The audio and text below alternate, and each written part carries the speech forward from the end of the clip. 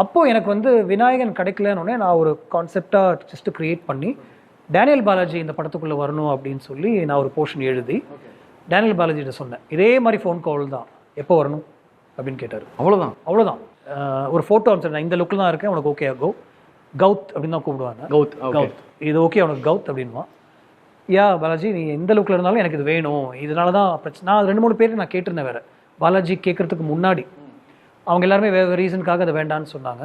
பாலாஜி கேட்டேன் எப்போ வரணும், அண்ட் இந்த லுக்கில் தான் இருக்கேன், நான் இன்னைக்கு இந்த கோவில் ஒன்று கட்டிட்டு இருந்தார் ஆக்சுவலி, அந்த விஷயத்தில் இருக்கேன், அதனால் நாளைக்கு தான் என்னால் வர முடியும், நாளைக்கு என்னால் வர முடியாது, நீ ஒரு நாள் மட்டும் வெயிட் பண்ணு அப்படின்னு சொல்லி அங்கே வந்து நான் என்ன கேட்டேனோ எனக்கு அதை பண்ணி கொடுத்துட்டு, அதுக்கப்புறம் இங்கேயும் ஒரு பேட்ச் ஷூட் மாதிரி இருந்துச்சு, அதையும் இங்கே முடிச்சாரு. இவர் ஜென்ரலி இன் டச், டப்பிங் கூப்பிட்டேன், உடனே வந்து பண்ணி கொடுத்தாரு. அண்ட் நீ படம் பாருன்னு சொன்னேன், நான் பார்க்குறேன் நீ கோவிலுக்கு வா அப்படின்னு சொன்னார். அதுக்கப்புறம் எனக்கு வந்து ஒரு ஃபோன் கால் கிருஷ்ணா ஆக்டர்கிட்ட இருந்து